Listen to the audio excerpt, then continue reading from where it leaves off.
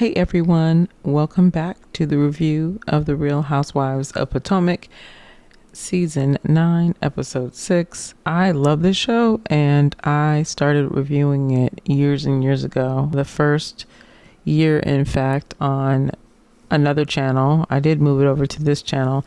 And I thought, you know what, why don't I just jump in there, because Beverly Hills is coming out and Beverly Hills is my fave. I live here in Los Angeles, and so I most definitely will be reviewing that show. But I was like, why don't I just slide up in here, kind of dust off the cobwebs, if you will, and get into the spirit of it all. So this episode opens up with kind of a leftover situation, a bit of a cliffhanger where we saw the girls hanging out, emotions flying, of course. We're on the other side of Mia and Jacqueline teaming up against everyone, and mostly Karen and anybody that supports Karen.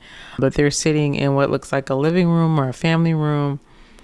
This is Karen disgusted with the two, and at this point, Stacey says, Jacqueline and Mia are telling us that you need to go to rehab. Karen and these facial expressions, like clearly she doesn't have any Botox in her face, because she is able to use every bit of the landscape of her face, and I am impressed. And she is still a very attractive woman, so don't think that your face has to be on froze for you to be attractive. Like, she's still killing it at her age, and just in general, she's very pretty.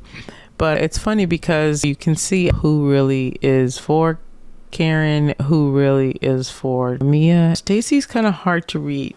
Her coming off stiff, I think, is a protective mechanism. It definitely helps to hide her intention. But after watching this twice, because I watched it twice, I realized that Stacey was not happy with Karen. And when Karen mentioned that Mia had an opioid addiction, Stacey goes, oh, come on. And everyone kind of had a reaction, and it was more of like a, tell me more, but Stacey was like, oh, come on. Like, are you really going to go that low? And I didn't really notice it the first time around, but I like that she is just not going to be swayed. Like, she's going to get as much information as she needs, and she's going to make a decision. She's definitely an individual. She's happy to, at least at this point, stand on her own. Let's see if there's anything behind it. But for the most part, this scene is pretty jumbled up. And these are the kind of moments where I kind of get like irritated, because everybody's just kind of like, yeah, pick me. And just like, oh my God, like, I can't. Like, being in the room around that would just take my energy. So I get why at times Karen's just like sitting there in the corner, like mad, chewing on the inside of her jaw. Because it's just, think about it. And she's like way older than them too. So she's like over it. She's like, oh my God. She's probably thinking about like taking her wig off and washing her face, which I would be too. So like, Jazzy's definitely a version of a pick me. I'm trying to understand what and why. Her confidence is starting to unravel. And this is where we get to know the girls, really. So actually here for it. Karen is sharing this web of lies and trying to disparage Mia, along with mentioning, oh, you can't listen to this woman. She's the type of person who would do this and that, be with a man under the same roof as her ex-husband and all that. And some of the people are actually shaking their heads like, yeah, like, how can you imagine going on a trip and the person that took you and is providing for you is the one that we're going to talk about? Like, I would feel so uncomfortable. Like, how do you sleep at night? Like, how are you good when you are so quick to throw somebody under the bus? Like, that has to be a very tiring existence. So anyway, Kiana definitely has Miss Karen's back. Jazzy, I think, wants to be friendly with Miss Karen, but she really likes Mia, so I don't know what's happening there. But I think it's interesting how Ashley walks up and she's looking, but she doesn't say anything. And it's like, Ashley's known Mia for a long time. Like, she would know.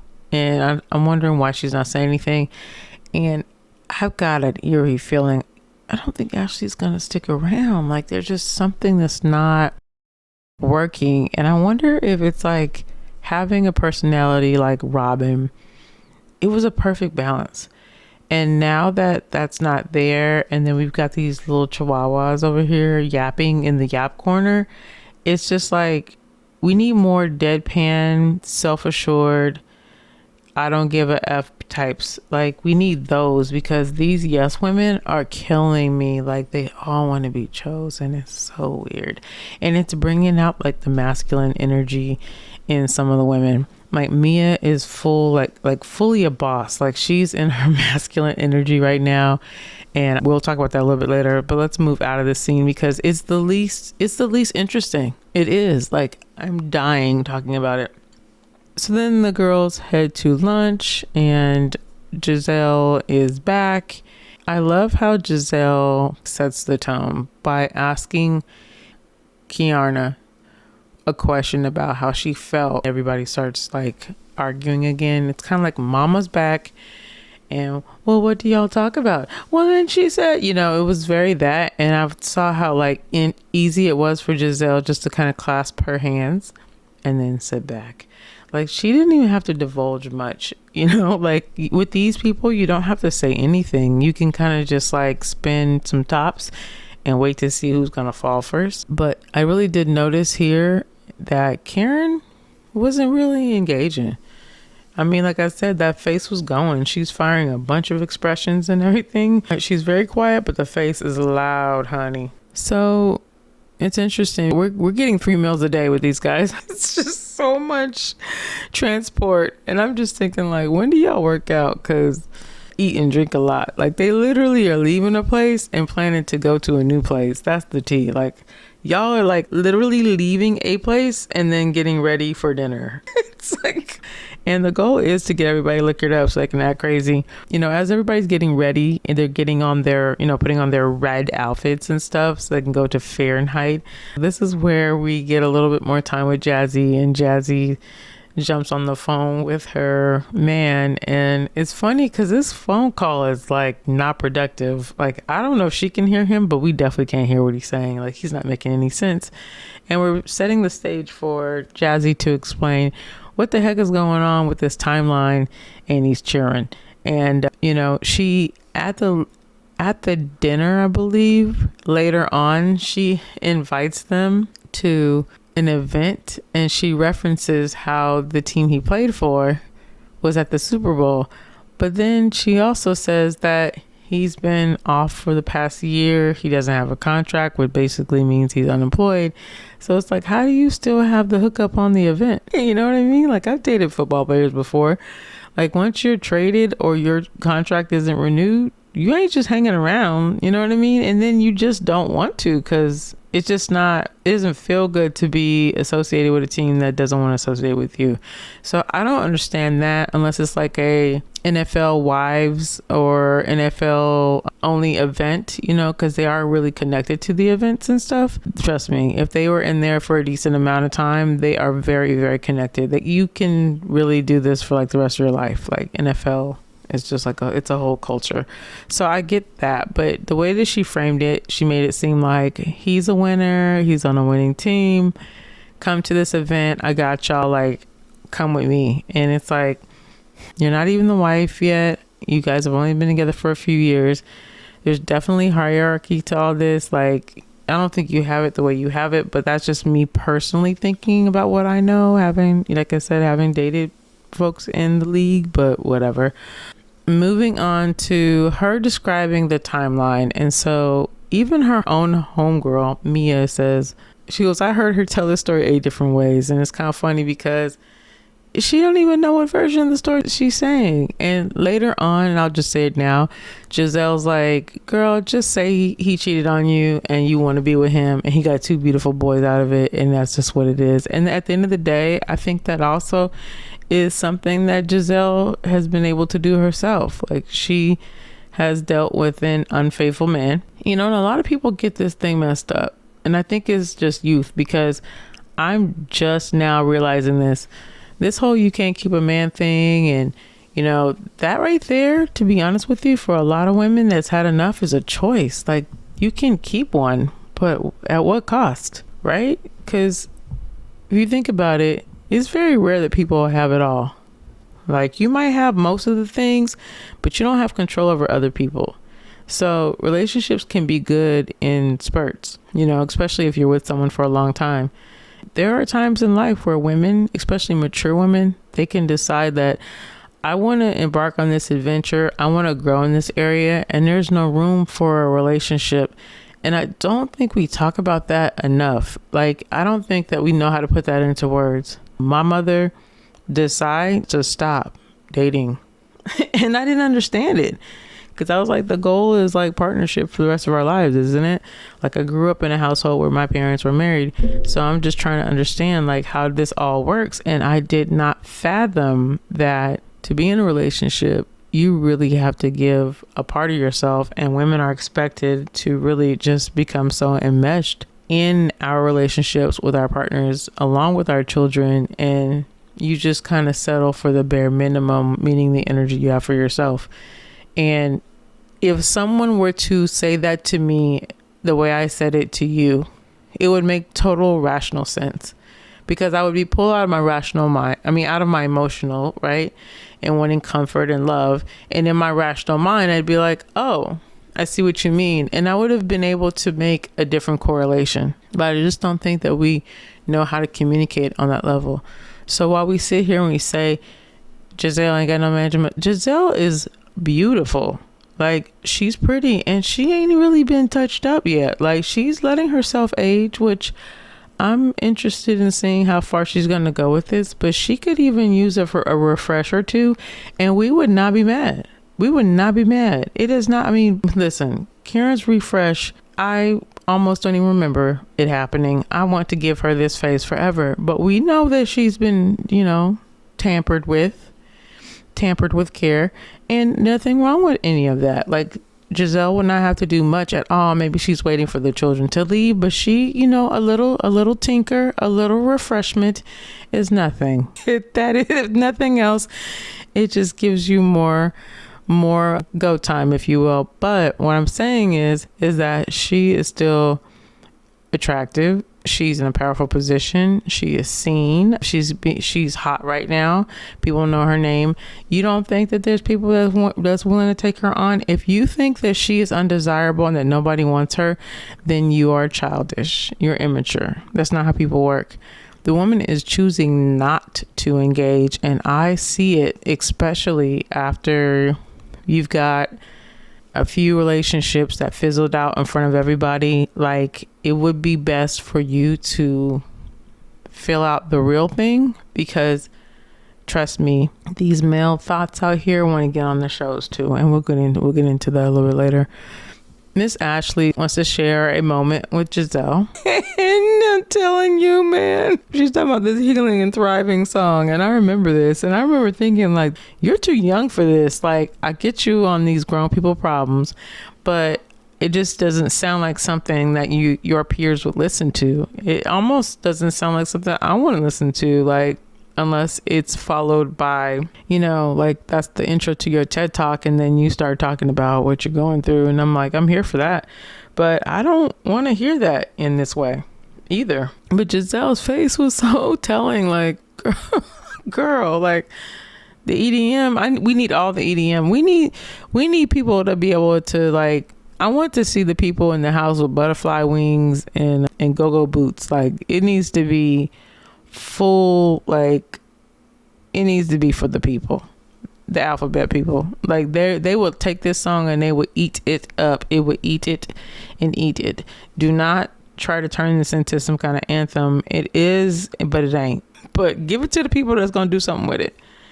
And I'm telling you, like, the gays and the ghouls and everybody in between, they love this. This could be, it has potential. So don't play with yourself and think it's going to be on like some R&B station. Please don't do that to us. In the Sprinter, headed to Fahrenheit. Oh, but before we go, I thought it was funny because Karen dressed up in this, what they used to call these dresses? Yeah, bodycon dress. It's giving 2010, but it's still cute, and she looks really nice in it. She looks very youthful. She looks great. Posture's great. Joints look good. No, I'm just saying, like, you know how when people get older, like, muscle tone tends to wane, and people start to look a little feeble. And I'm telling you, this woman has got something going on, and I think she could fight too. She's very spry. But Mia's like a ho ho ho, and Karen's like a hoe would know. It's just like, Karen needs her own show where she can curse, because I feel like I think she's a full-on sailor. I don't think she play fair either, and I think that a lot of times she's just really trying not to tee off the FCC. They're in the Sprinter van and they're playing that stupid game, FUCK, marry and kill. And here's my thing. Like, we keep switching the girls out. When are we going to switch out these producers? Because y'all have been working on these shows forever, and it shows. Like, you all need to be replaced. Stop bringing in the same people. You guys do the same thing over and over again. Even culturally, this isn't something that we do. We don't do this kind of stuff. This is why I get angry, because I'm like, you don't care about the culture. I do think that these shows have a way of establishing the culture and leading the culture, but this is not how we talk to each other. This is not conversation that middle-aged women are going to engage in. And this is so infuriating, because at the end of the day, they want to stretch them out and have them do things that white women do. It feels so awkward all the time. It's absolutely true that we do have members of our community that swing, that have no qualms about hooking up with this person, that person, and everything. But that isn't even really culturally what we do, at least the way we lead. You might have somebody that will sit there and do everything and everybody in that room. And that's not how they act, though. I've worked in the business a long time. And I say that because I'm saying that, I've seen some things. I've seen some things, right? My parents are from the South. And I know how to carry myself. So I know that these types of women are not looking to have a moment to say, who would I do in the room? The producers of the show are stale. They're talentless. They have no connection to real life. Instead of going from show to show, why don't you guys go home and live some life, especially for the non-white shows? We need to have black people on these shows, or force these white people to go and stay in black environments. Get to know your talent. Get to know what is interesting, what is funny, what is becoming. Let them lead the conversation. In all these years of reality television, it's like everyone stopped thinking of cool things with the invention of the damn portable stripper pole. It's just tired. Is tired as hell. When people talk about reality TV is tired, we get fresh batches of people every day willing to make a fool of themselves. It's the producers that suck. The producers suck. It's not rocket science. It's not a talent issue. It's the producer issue. And so I'm going to move on. I think I've said my piece enough. So anyway, Stacey is having a conversation with Giselle about her relationship with her man, and she's like, he's a devout Christian. He doesn't want to do anything before marriage. I could see myself saving a conversation about someone who was saved, someone who wanted to save themselves for marriage. I could see that, discussing that with somebody who used to be a former first lady. Like, what are we doing right now? And I'm like, have you walked so far away from your role at the church, and I'm assuming whatever you taught your girls, or you don't see the beauty in this, whether you think it's real or not? There are some people that I think that look at her like, well, that's Pastor Jamal Bryant's ex-wife. And even, here's the thing. I understand that church is a business. My dad was a pastor. I grew up in the church. It most definitely is a business, okay? But there are people who really believe the word. There are people who really believe what they're saying, what they're doing. They really feel like they were called to do this, and they are not playing with anybody. Those people are special, and those people are very rare. But you still want to believe that if someone, again, like I said, you can't have it all, but in a moment of time of your life that someone was the first lady at a church that I went to, I would like to believe that she was acting in a way that first ladies do. That's your job. It's not my job. I don't want the job, but that's your job.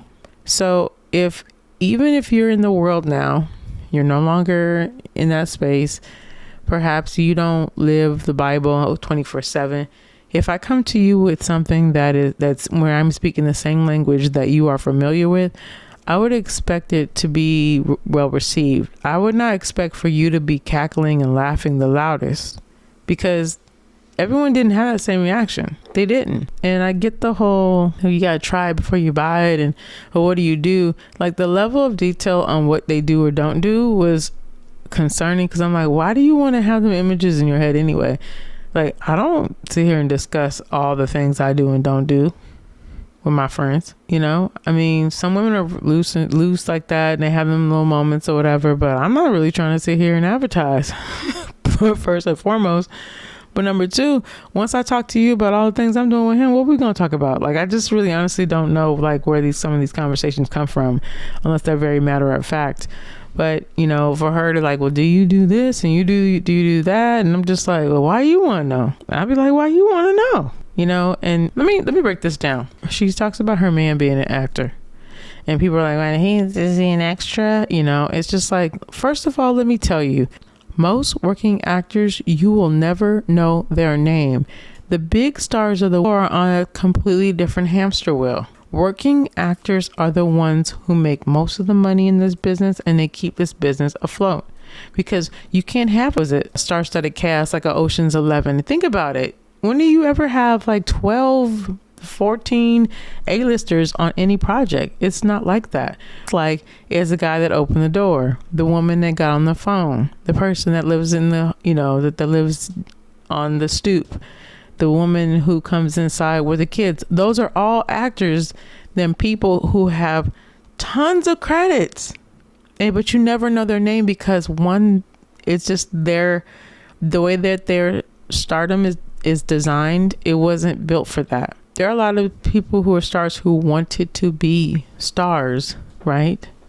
Stars first, actors second. But there are so many working actors in this business that you don't even realize are, you know, who've been in like 100+ films, and no one knows their names. Netflix had a really amazing documentary about maybe 5 or 6 years ago. I think it's called Working Actor, that broke down the whole working actor archetype and basically said, hey, these are people that you've seen, but you didn't know their names.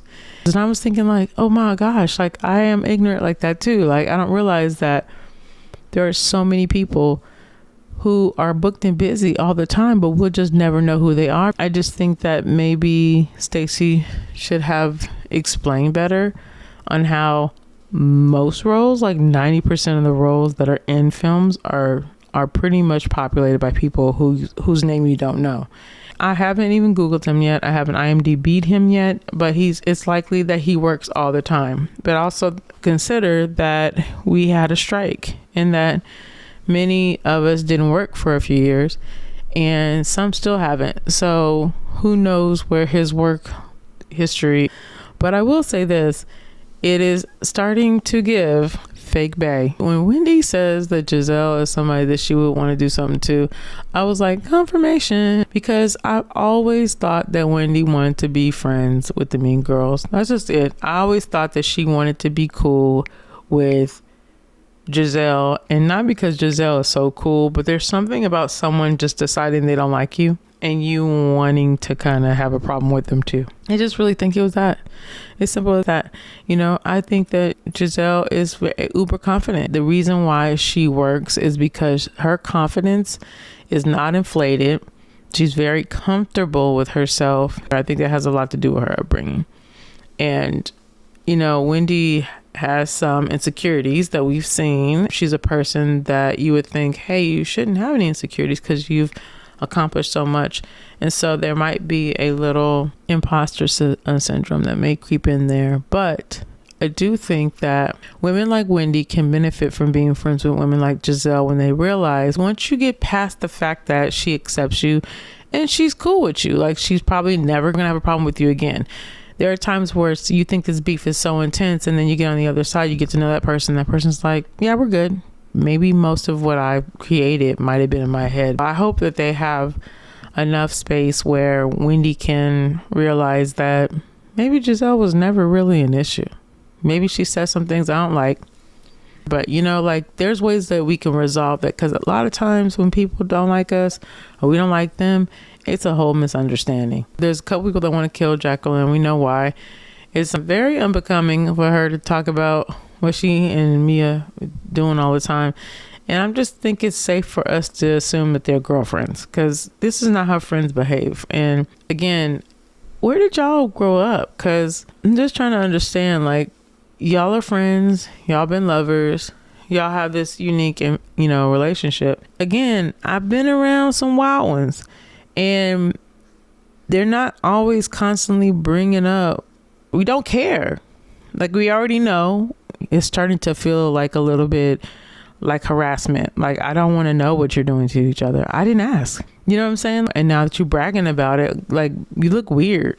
It's too much. And I don't know if Jazzy is romantically interested, but still, like, can y'all keep that between y'all? Like, it's so bizarre. Like I said, I feel like Mia's energy is definitely, I think she's in her masculine era. Like she's got a lot of testosterone. It's not sass, it's just like a lot of gumption. And she's like, I'm Mia Moore, baby. I'm Mia Moore. And I was like, that's a whole like tagline. Like, what does it mean? Like, I can take it all and more. This is just Mia. What are you talking about? Anyway, they arrive to the restaurant and they do this really cool thing where they all share like really amazing affirmations for Wendy. It is funny because I personally think that Ashley's was pretty heartfelt, pretty awesome, and unexpected. And Wendy didn't seem to be really touched by it at all. She just kind of nodded. I just don't think they take her seriously. And I think the problem with her, she doesn't take herself seriously. She just doesn't. And that's unfortunate. So the circle of affirmations are going around and they're getting better and better and better. I mean, it's amazing. Like, these girls are good at this. And then they give it on to Jacqueline. And Jacqueline is like, yeah, when you first met me, you was like, who is this? And I'm just letting you know I'm still here. And I asked this and with all sincerity, is she neurodivergent? And I say this because I am in a category of neurodivergence, and I am definitely high functioning. I'm gonna say it in my best ebonics. She don't get social cues. She don't get them. She don't understand them. She just don't know what to say. Like, why would you think that in this whole love fest we're having, when somebody's trying to get their flowers, or I won't say somebody's trying to, but I mean, she definitely opened up the floor by saying that she didn't know if people would celebrate her. She dang near asked for the affirmations. Hey, no. Do not get upset, because that's what you're supposed to do. If you pour into people and people spend time with you and you are a safe space for other people, then sometimes you have to be like, yeah, this is who I am to you. So give me my flowers. Like, I'm not mad at it. I'm not mad. I promise you. I would say if I was. However, like, Jacqueline, you knew what the assignment was. If you don't know how to act, then I encourage you to model behavior. You know what I'm saying? Like, listen, sometimes we don't know the appropriate thing to do. So copy. Man, I wish I could cuss. It's like, I want to say the B word so bad. Just like, because I feel like I need to say it. It would punctuate some of these thoughts better, because she's a wild one. Anyway, I think she just takes up space, and I'd be glad when they over this little team up. Stacey basically is like, well, what's up with you, Jazzy? And then like Mia's like, damn, okay, you loosening up. And then Karen was like, she didn't loosen all the F up the way she asked me about my charges. And I was like, oh, okay. Because Karen's real combative in that first scene. She wanted to let her know that she knew the severity of the charges.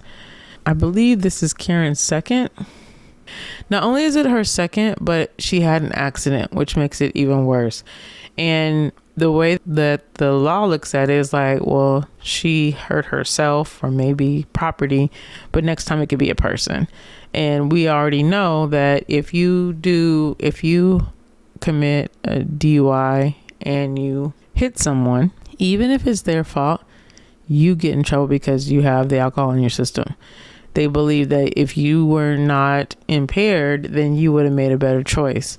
So even if someone runs right into you, then it's your fault if you have alcohol in your system. If you both have alcohol in your system, then you both go out.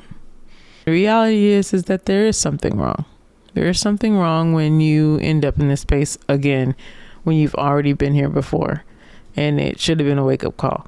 So they're giving you the tools of what to do just in case life gets too hectic. What about the people that have the dang accidents? You know what I'm saying? So like, this isn't anything to play with, and no one, I think, should be kissing her butt, because you kind of think like, well, what did we miss? Like, is there something that we didn't do? Like, you know, just as a friend, people who really do care about you, if they were real friends in real life, it's like, I would be looking at my friend like, dang, did I miss something? Like, what happened?